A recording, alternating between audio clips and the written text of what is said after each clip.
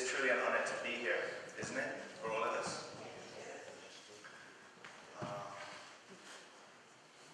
Some of us may never have imagined as kids that we would be living a life surrounded by saints. And my Wi-Fi is trying to kick in, so I'm going to turn it off. Right? If you think from God's point of view, which you can imagine how to do, how precious each of us really is, right? No matter what, just to be here together, to know each other, to have the opportunity to be connected to true parents together is impossible from history's point of view. It's so unlikely. So,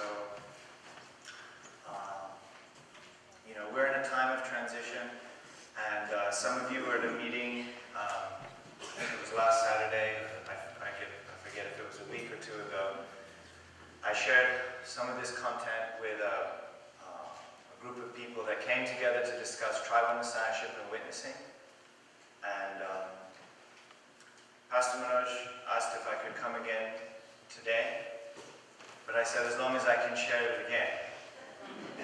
So for some of you, you're listening maybe the second time to some of this, so please bear with me. But first, I really want to thank Pastor Manoj and Pastor Ryan. Please give them a really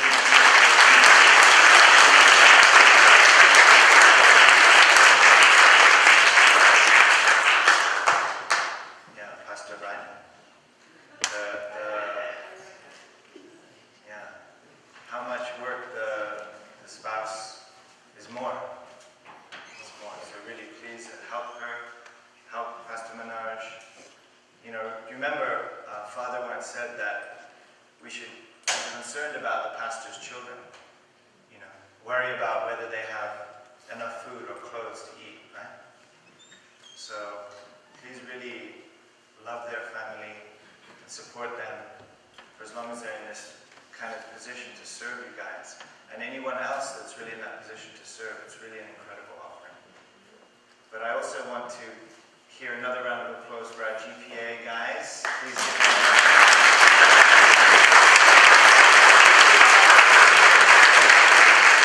You guys are so lucky, right, that they're here, right? Round for Mama Louise, Mama Honey.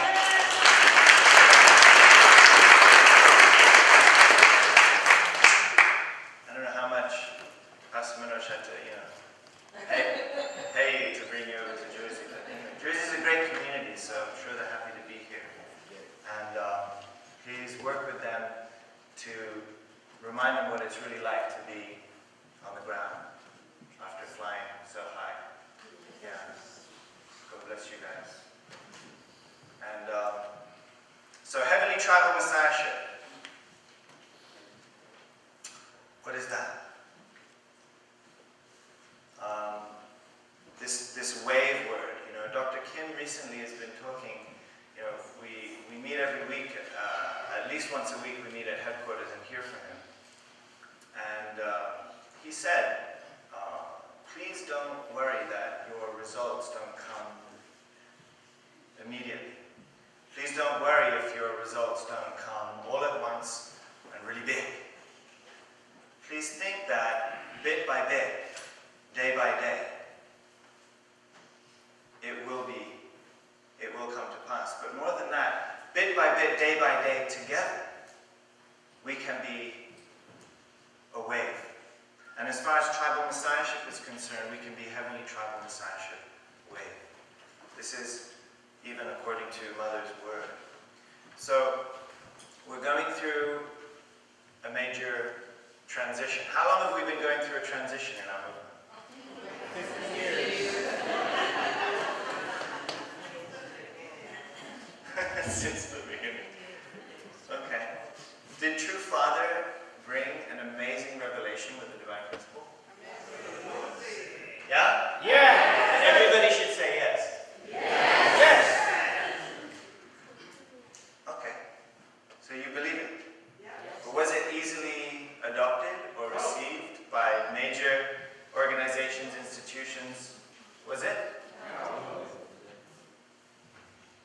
So what did Father have to do?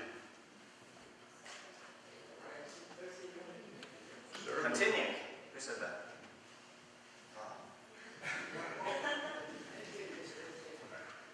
Father had to continue. And everybody read Father's autobiography here? Yes. How many guests do we have here today? First time guests? Any okay, hello. Please welcome this brother. Hi.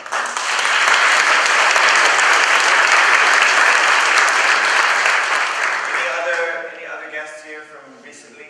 New guests? Newcomers? Oh, you're dead? Hey, go give this guy a Another one in the back, yeah, I remember you. Father's autobiography, Reverend Moon's autobiography is an incredible story.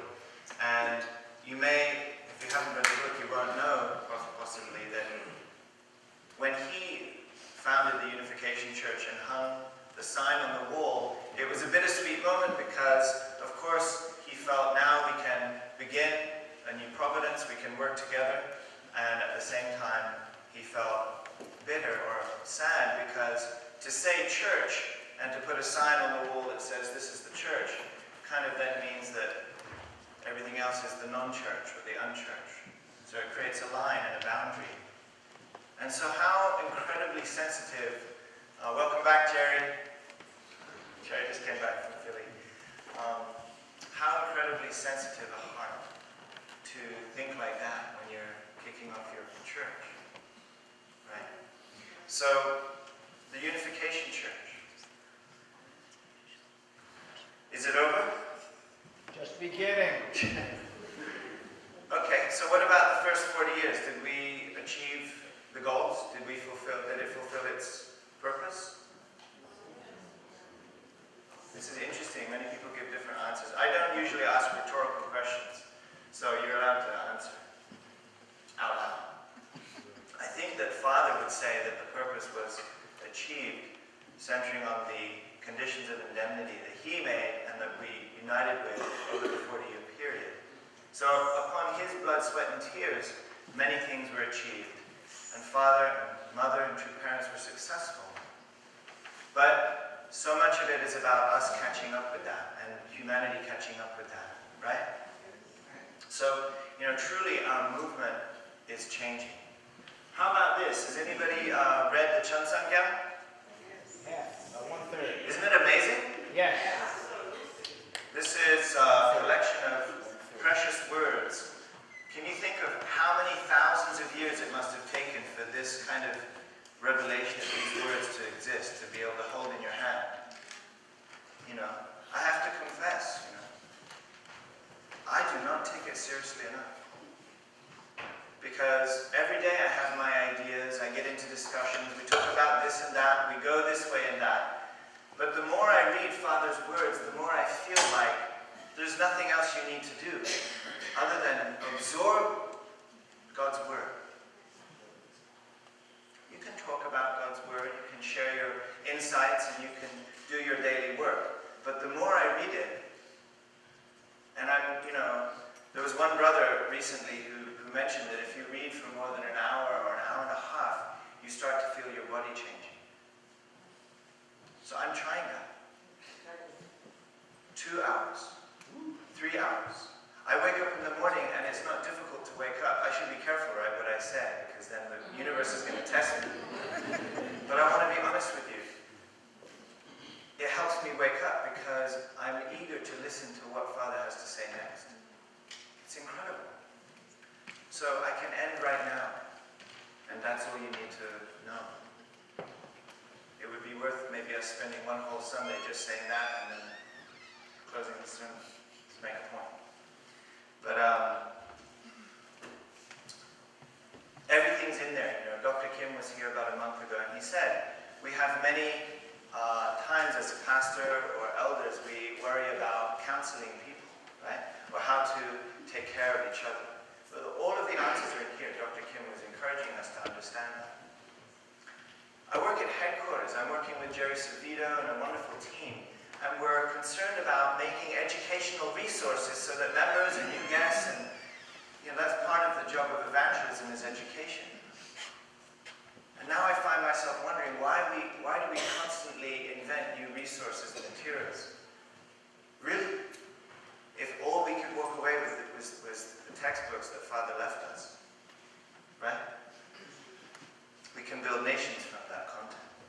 So, let's read a few more words from Father, shall we? All right. Considering the current situation of the Unification Church, we cannot expect any innovative developments in the future as long as the leaders cling to the same methods they have been using thus far.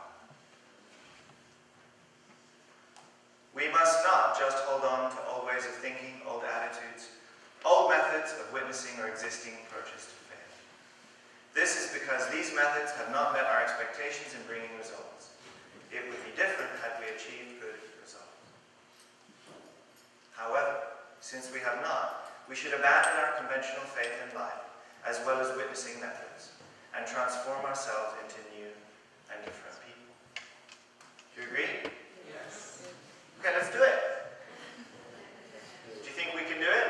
Yes. Hands up if you think we can do it. Some no. Hands up if you think we will do it.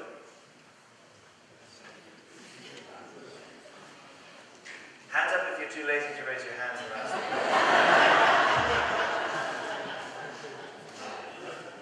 Just so I know.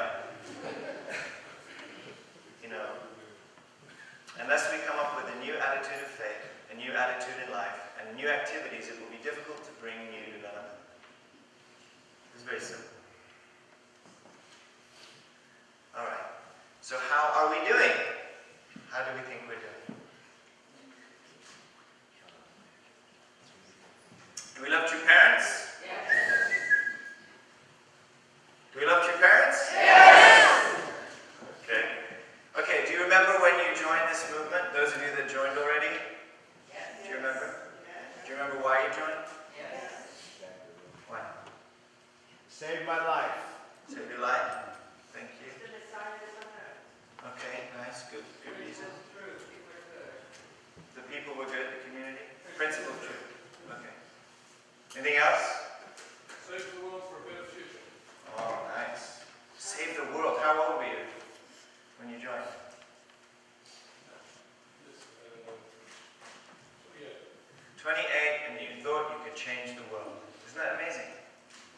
So many people resonate with the fact that when we study the divine principle, when we listen to Father's words, and that we feel that this isn't just about my personal salvation, but that together we can actually have an incredible impact on the world. Isn't that something that inspired everybody? Right? So, when you look around and when you think of all those years back, especially those of you that joined several decades ago, you know, the second generation, they kind of were born into something, right? But those that were making the choice to go from whatever it was before to being a part of this movement together, what was that? Was it what we experience today? In many places, what we're experiencing today is something different than what we actually joined. Don't you think? No? Yes. I've got at least 3 people. Yes. You know, I sit in this room many times where you are, and I notice how often we remain silent, you know. But God wants to hear your voice, and it helps me feel more calm. So, if we're experiencing today something that's a little bit different than what it was that we joined, how do we witness? How do we reach out? How do we explain? Just like Father said, we have to think of new ways, but the tendency will be to try and repeat what worked before, right? It's natural.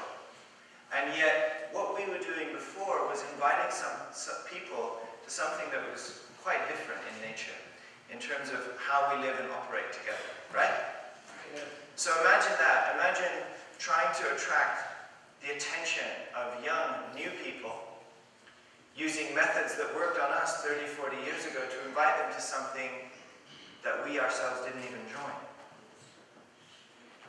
It doesn't make so much sense. We really have to think. We shouldn't just be an autopilot about this when we discuss growing our church. So, by the way, I'm the director of evangelism.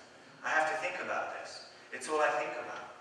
And whoever I'm working with, I'm always listening to, you know, okay, how does this relate to the world? What does this mean to anyone else? I'm always asking myself that question. So, how confident are you in our current situation, in America? How confident are you to bring a guest to your community? Raise your hand high. There's some of you here. God bless you. Okay. Why is that? It would be kind if I asked you to close your eyes, right? Before asking that question. But now I'm going to ask the question again. How confident are you in bringing someone to our community? Raise your hand if you feel so, and look around the room. To bring people. Okay, do you understand my problem? I'm actually evaluated on how well our church can grow. Isn't that strange? And yet there might be only 5% of our community feels like it's even something that they want to do. Or maybe they want to do it, but they don't feel confident. This is very serious. How many are confident to share about true parents with your friends? Raise your hands. Okay. How many of you feel that if applied in another way, I'm not talking about changing what we're doing now.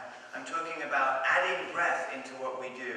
And do you believe that there's another way that we can actually expand True Parents Foundation on the earth? Expand God's foundation on the earth. Do you believe? Raise your hand. I don't, you know. Sorry, you guys are going to get tired. Okay, moving on. Should we take a reality check? This is a pie chart which represents how many people joined our movement in the last 10 years or so. This isn't necessarily unique to our faith, by the way. Okay?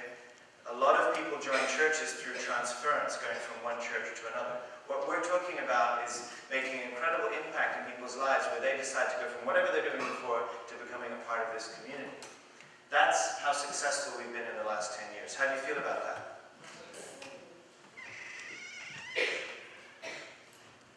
How do you guests feel about that? This is the reality. So what would success look like? How many people do you feel, from God's point of view, how many people in America do you think right now could become a part of True Parents family and become a part of this foundation by 2020? Pick a number. Pick a number. From God's point of view, how many people do you think are right now in America prepared? Huh? Everyone. Okay, so that's what, 300 and something million? Okay.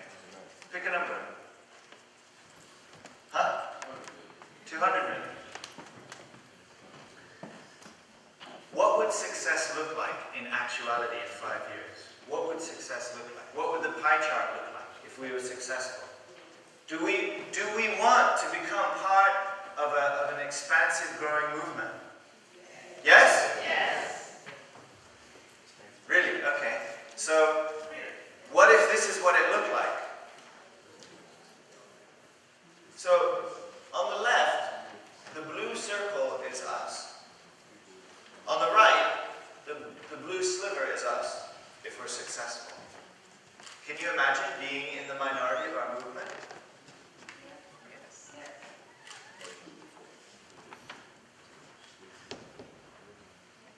Yeah? Yes. So you really feel that it's possible for us to become that successful and that we can recognize, support, and love all those people within 5 years? Yes. Can we lead all of them ourselves? It's possible that, we have to think of the future leaders within the next 5 years, maybe people that you haven't met yet. You think like that? It's interesting, right? When you look back from what success would look like, we really need to be aware of our mindset so that we're not stuck in old concepts. Because the reality is, the way I see it, is we are existing in exactly what we want, actually. What exists now in our communities across America and across the world is exactly what we created, and therefore it's exactly what we wanted to create. Maybe what we willed to create, not necessarily what we really want. Right? Damien. Is it okay to talk or not? You can say one thing. Okay. Especially for our young people, I don't know how much they're into witnessing the way that we witness. It's kind of what you're saying, but so much. I think the ideas are going to have to come from them, because I don't know how to use the computer so well. I don't know how to reach out like that. They don't like it so much the way we do it. And I think they have ideas, but I don't know if they've been corralled. I don't know if you snowballed with them for 3 hours just on this point. That's it. Thank you. Yeah. You know, there's a lot of younger leaders stepping up. Have you noticed? Also, headquarters is I'm like the oldest almost at headquarters now. More than half of them are all second generation.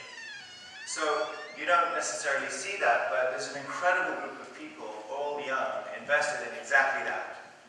So believe it's possible, but it's not the technology that's stopping us. We've had technology. It's not the idea that's stopping us. It is our concept. It is our culture. And so as much as young people might bring the ideas and even do the work, I meet many of them and they say, well, even if I bring a new person, can I trust that they'll be welcomed by at least the majority of people? We are in a time of transition, so it's natural that our language needs to change, our concepts needs to change. So this isn't a judgment on us, but it's a reality check on us. When we are successful, we will look back on a path that will have required us to change. You? We will be looking back on a path that will have required us to change the way we think, even those precious ones of us that were leading in the beginning. We will look back on the last 5 years and say, wow, I didn't see it coming that way, that I realized I was a part of the solution by, my old concepts getting out of the way. And I'm not talking about diluting our traditional values, right? Let's move on. Success is going to be more likely if we have a unity of vision and purpose. Do you think? Okay. Before we can invite someone, it's better to have a common view. And even have such things as basic as a mission statement. Does anybody know what a mission statement is? Okay, do you know what our Family Federation for World Peace and Unification in the United States of America's mission statement is? Let's take it out of the motto first. We're actually talking about who we are, where we want to go, and how we get there, right? Let's read this together. Let us become true honors of Channel who practice true love in resemblance to our Creator, the Heavenly Parent. It's a beautiful motto, and it's one that you can say in one breath and understand quite simply. But what if we were to condense even further and understand what does that mean? What is our vision of the future? Right? What is our identity? For an identity, are we not one family under God? And as far as a vision, what we seek, what we want to see the world looking like, what we want to see in our lives, having achieved the success we want, wouldn't it be amazing if we could experience God's love in every relationship? Okay, what about a mission statement? What if we, to achieve that vision, to fulfill the motto, what if we were to unite as God's family by sharing the divine principle and marriage blessing of true parents and expand the realm of God's love by sharing truth, beauty, and goodness? Would you like to do that? Very clear. How about that for a mission statement? This is how we get there. So what are we? Let's consider what a member is, because there's even been some confusion about that, even in terms of the identity or even the name of a member. Are we Unification Church? Are we Family Federation for World Peace? Is Unification Church a part of and underneath umbrellas and this and that, an affiliate? It gets confusing for some people. These are all, you understand, these are the things that make it difficult for me to do my job, if they're not clear. That's why I'm talking about these things. So let's define what membership is. We are unificationists, but it's a process. It's not just, it's easy to think of it as a step, something we join, something we do, and then we've done it, and now I've been a a member associated 20 years, 30 years, 40 years. But it's not just a step, is it? It's a process, right? Let's look at what a membership commitment might look like. And if you want, you can read with me.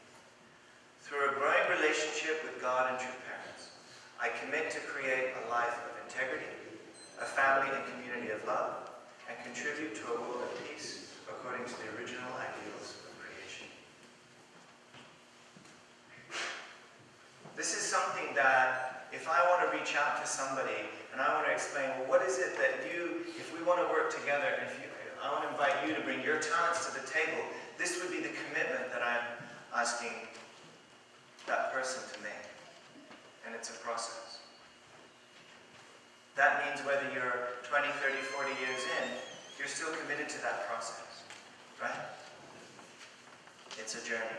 And so the primary purpose is to grow our hearts and spirits. We have many practices and traditions. These practices and traditions are there to support what? Looking good, or to support the growth of the heart and the human spirit. Right? So it's very important that the order is understood. Because sometimes we can get caught up in the practice being the fulfillment of whatever membership is. The practice leads to the fulfillment, but the primary purpose is to what? Grow as God's sons and daughters, right? To bring God joy, to bring our spouses and families joy, to bring each other joy, to bring God joy. Right? Okay. If you think about the practices that we do in our faith community all over the world, all over America, and here in Clifton, you'll see that the things that we do tend to fall into one of three categories that happen to be the three great blessings, right? And also, when we're reaching out to people, we have to understand that there's different things that are initial points of attraction for our friends and our guests. Some might be, encouraged by and stimulated by receiving new truth. Some might be encouraged or inspired by rededicating themselves in their marriage or being a part of an active community. And some people might be inspired by working in the realm of the third blessing, working with providential organizations, doing service, contributing in some way, offering skills that can help better the world. These are all things that we do. And why? Because we believe that these things and all the other things, if you expand the list, we believe that these are the things that when we do them, they support our human spirit and our mind to grow towards God and regain our original purpose. Are you? That's why we do these things, right? We're not a member of True Parents family. We're not a unificationist because we do these things. We're unificationists because I want to commit to a growing relationship with God, a growing relationship with God and True Parents, on the foundation of all the saints and sages that have come before. And these are the things that we believe that when you do them, support that to happen. Aren't you? Okay. So what on earth is tribal messiahship? Okay. First of all, tribes are cool. Tribes are cool. And we need them. We need tribes, right? But what do we usually think of in the West when we hear the word tribe? We think of something primitive. We think of some bygone era, some evolutionary step in the process of developing society, right?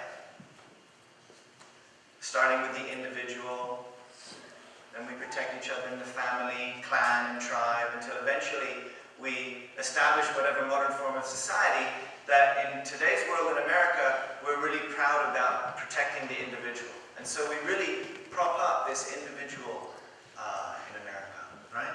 And it's a blessing. But we tend to create an attitude, without even really putting words to it, we tend to kind of think that tribes are no longer needed. I'm not talking even from a religious point of view. We tend to think that tribes are a thing of the past. In fact, now, even the need for a family or the need for a traditional family is being put in question, right? And all we're left with is, what does the individual want and need? Well, certainly the individual is one of the pillars of society. But just as we say family is a pillar or a cornerstone of society, you know how many cornerstones there are on a building?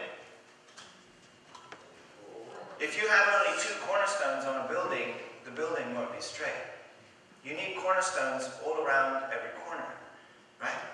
So, tribes are a natural cornerstone of society.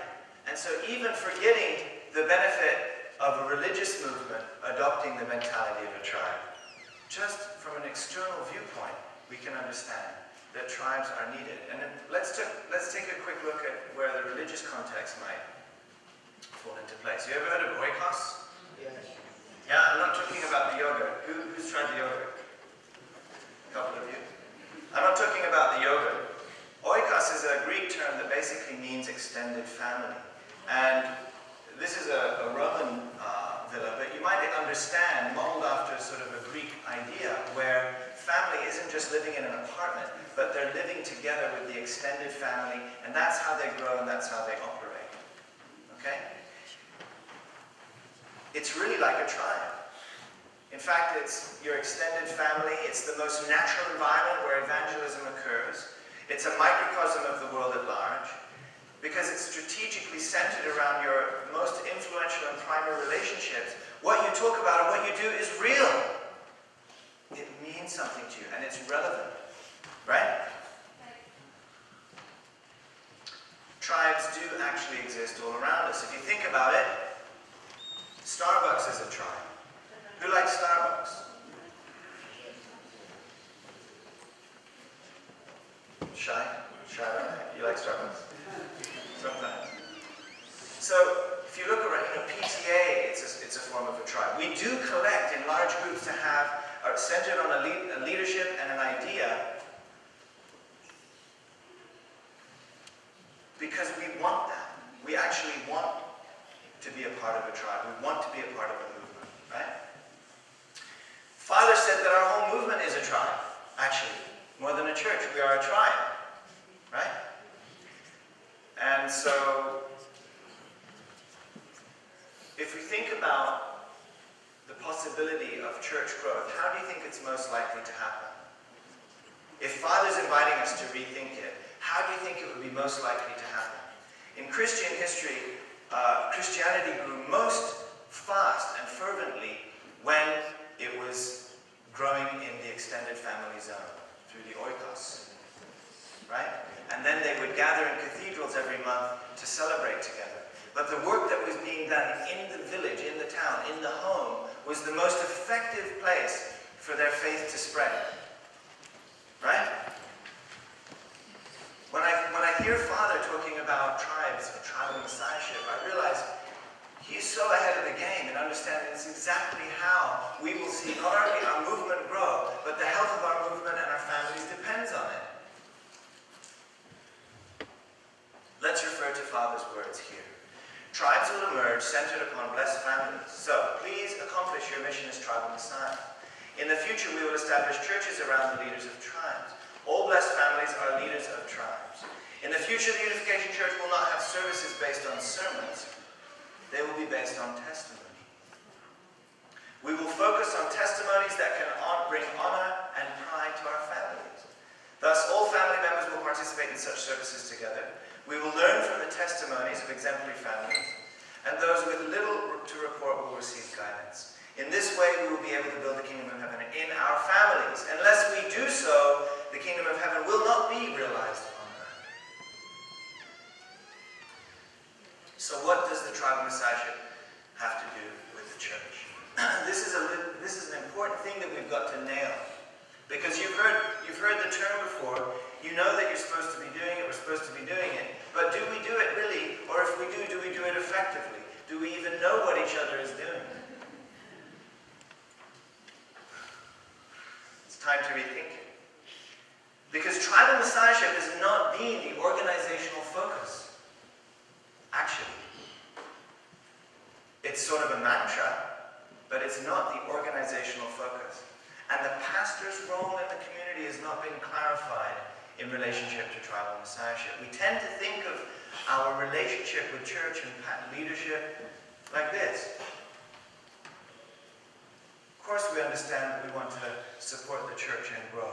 And the leaders, it's their full-time job or part-time job to do so. And so we want to support the leaders to make a successful church community. And tribal messiahship, okay guys, good luck, you know. Good luck. Go and get 430 families, you know. Even though maybe in our entire church movement, we only grew 2% in 10 years. I'm sorry, I have to press this button, because otherwise I just can't do my job. I have to submit based on the fact that unless we change how we think and therefore what we do, we're just talking. And it would be much better to just read and act on that. So if we're going to organize ourselves, right? If we're going to have any common sense of vision, identity, purpose, and mission, we should really be clear on this stuff. I'm sorry, it's so basic. We should have known this already, right? But this is a part of what it means to transition. And we can reflect on what works and what doesn't. And if any of this doesn't work, let's throw it in the trash can. Instead of looking like this, where the relationship between your community leader and your pastor and the members is one of more of sort of, frankly, like a dependent role. Now, so I was a pastor, I know the percentages, I know how things play out. I know how things play out. There's an ebb and a flow, there's always a percentage of early adopters, there's always a percentage of people that will always be there to support the church, there's a percentage that will always have better ideas. And then there's a huge percentage of brothers and sisters that are kind of hoping that things get figured out and waiting to see what happens, frankly. Because there's a lot of other things to do throughout the week, right?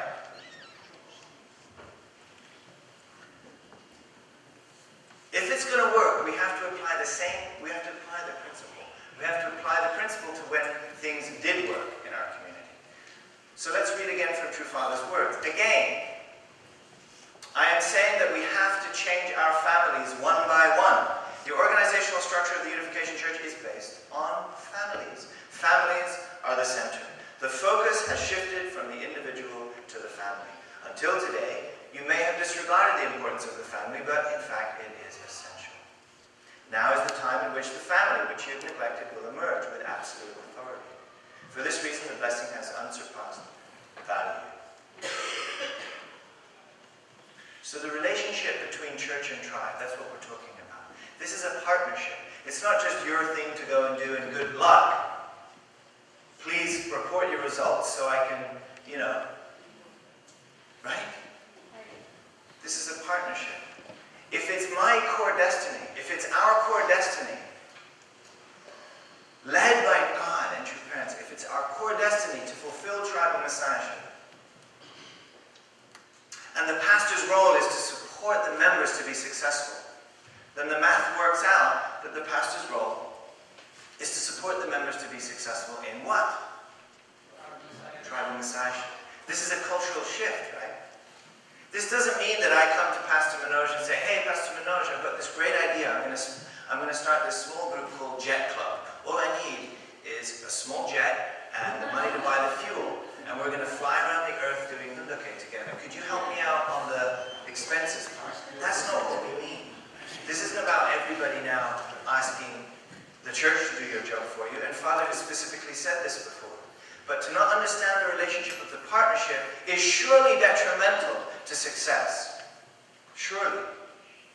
Like Father said, if we had success to reference, then maybe we wouldn't have to say these things. But what we have is a history of not having figured it out yet. Okay? It's a cultural shift, isn't it? Okay, so how do we start? Now, I'm not going to go into too much of this today. This is a sermon and I'm already 5 minutes over. But I want to give you a hint. First of all, let's define love as our single most important activity. Yeah.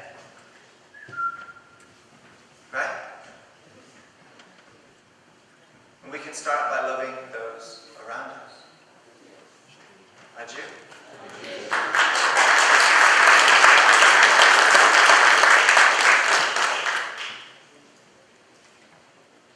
So the wise saying from the East says that to accidentally bump shoulders with somebody in the street required 2,000 years of preparation.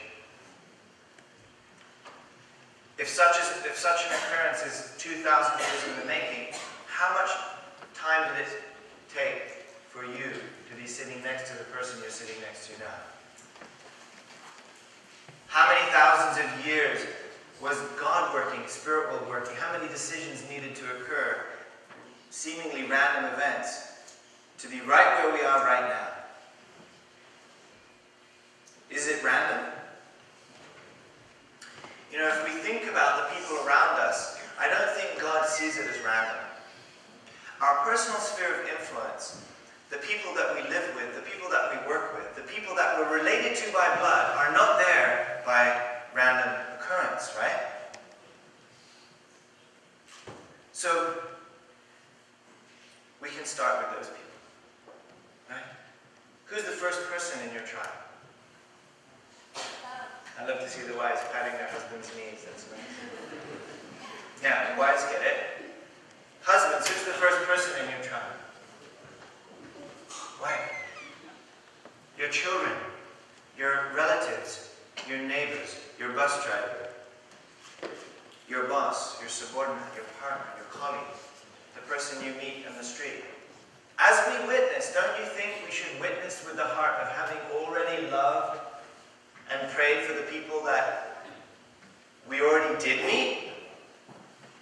If it would take 2,000 years to bump shoulders, and it might take 100,000 years to actually know someone, and yet we're going to go and meet a new person and we haven't even really met the person that we know.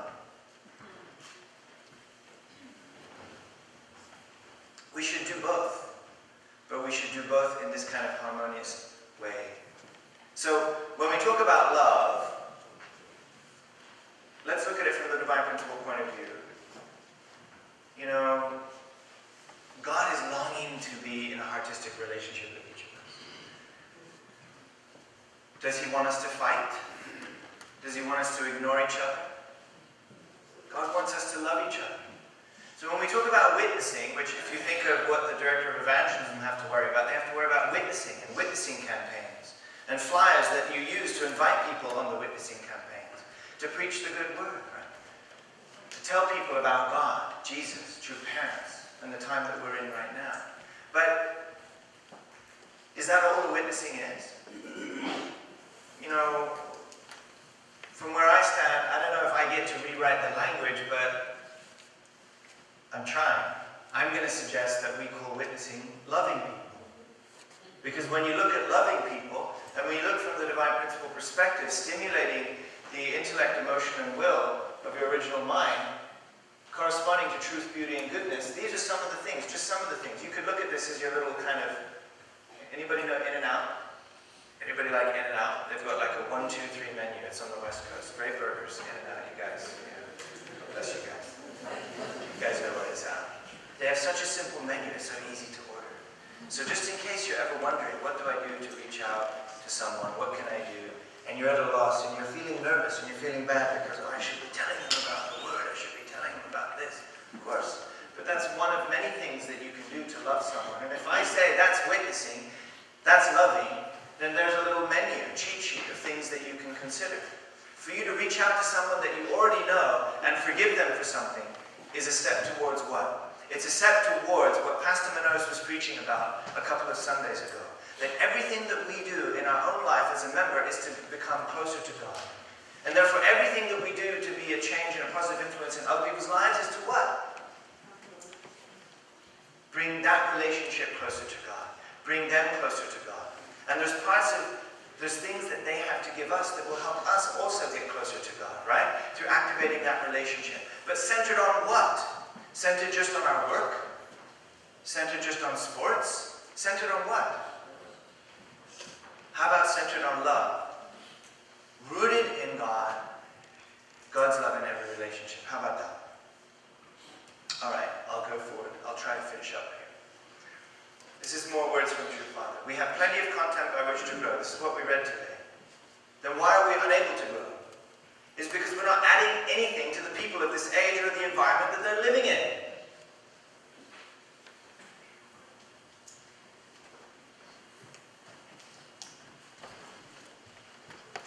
Right? We need to love each other first. We need to love others. We need to practice applying the divine principle. Who thinks you know the divine principle? Raise your hand. Oh, come on.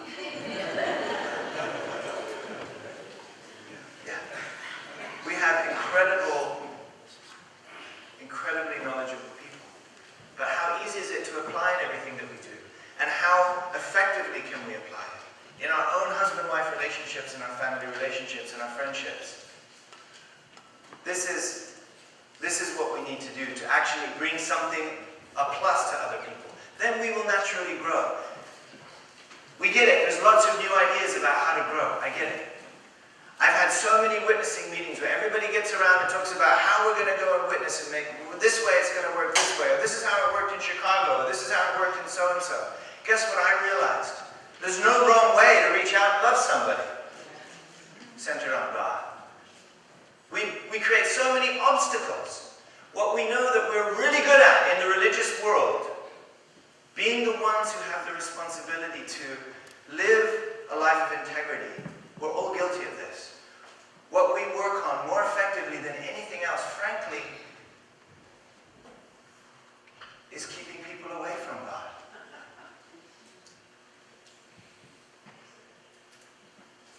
If you count the amount of people that you know, and you look at the end of a year, how many of these people have I brought closer to God? My God. Simply put, we're not benefiting them in any way, although we may be able to benefit others materially. If we can make people feel deeply that they can benefit from us spiritually and mentally, then they are bound to come to church, even if told not to come. Right? Which is what Father had that experience, right? Okay, so look, we've recap real quick. We've talked about our mission statement. To unite as God's family by sharing the divine principle and marriage blessing of true parents, and expand the realm of God's love by sharing truth, beauty, and goodness. Are you? All right. We've talked about what we're committing to as a member. To be in a growing relationship with God and true parents, I commit to create a life of integrity, a family and community of love, and to contribute to a world of peace according to the original ideals of creation. Does that sound good? Yes. Okay, we got a few people. All right. We know that tribes are cool, and we know that people actually want to be a part of a tribe. We don't have to be afraid of inviting people to become part of a tribe. Some of you know that now when I'm speaking to my friends about it, I just say, hey, I'm building a tribe. Would you like to join? What do you think of when you think of a tribe? Yeah, they think what we all think. They think of guys in grass skirts up a mountain with a spear or something. And then I explain what I explained to you today. And then I explain that true parents, Reverend and Mrs. Moon, the founders of the Family Federation for World Peace, are the first couple in human history to bring true parentism to the world. The concept of true parentism. Nobody even thought of this before.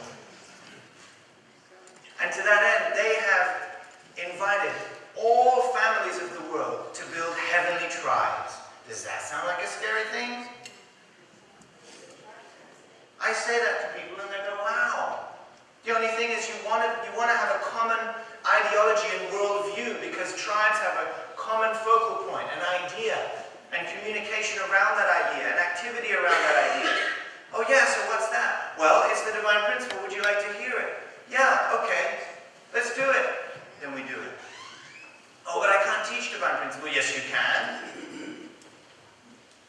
We can. Tribes are cool. They're not just